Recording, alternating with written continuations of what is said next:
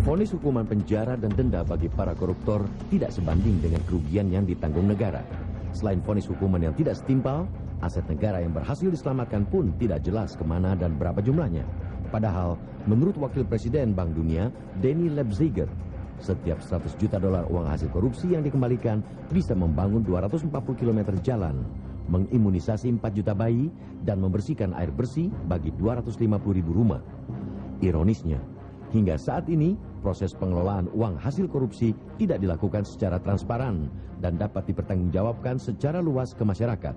Bahkan, selama hampir 35 tahun lebih, menurut Badan Pemeriksa Keuangan atau BPK, kurang lebih 6 triliun rupiah uang hasil korupsi tidak pernah disetor atau dikembalikan ke kas negara. Belum lagi aset para koruptor yang berada di luar negeri, seperti Singapura, Swiss, dan Kerajaan Inggris, sulit sekali untuk dibekukan oleh pemerintah kita. Selain karena kompleks dan mahalnya upaya hukum pengembalian aset ini, juga disebabkan kurangnya kemampuan politik dari negara.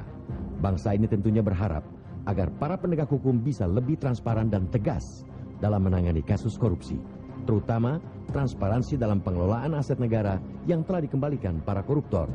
Jangan sampai pemberantasan korupsi justru akan memunculkan modus korupsi baru di negeri ini.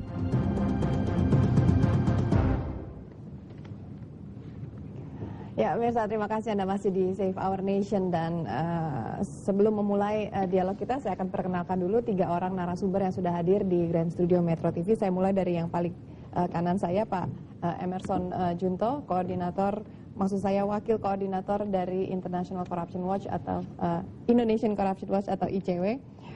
Di sebelah Mas Anies ada Pak Arief Hafaz Ugroseno, Direktur Jenderal Hukum dan Perjanjian Internasional Departemen Luar Negeri. Terima kasih Pak Hafaz sudah hadir. Di sebelah Pak Hafaz ada Mas Zainal Arifin Mokhtar, pakar hukum dari UGM. Terima kasih juga sudah hadir. Terima kasih, Mbak. Iya, saya mulai dari Pak Emerson dulu. Pak Emerson, dari sedemikian banyak kasus korupsi yang sudah berhasil ditangani oleh kepolisian dan kejaksaan, seberapa banyak uang hasil korupsi yang kembali ke kas negara?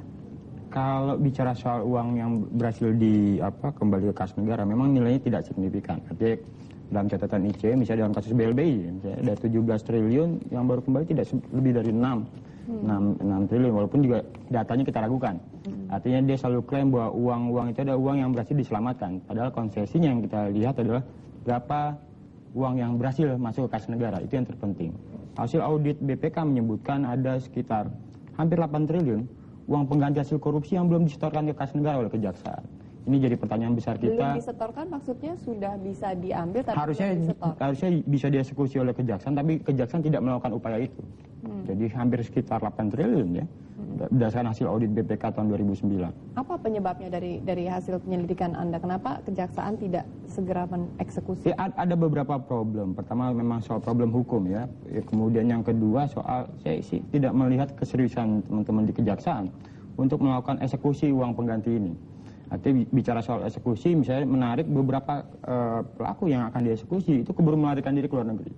ICW mencatat ada sekitar 45 dalam kasus korupsi di mana pelakunya melarikan diri selama proses penyidikan, proses penuntutan maupun setelah dieksekusi, seperti itu. Artinya problemnya cukup mendasar, selain problem hukum juga karena memang penegakan hukum yang lemah. Seperti itu.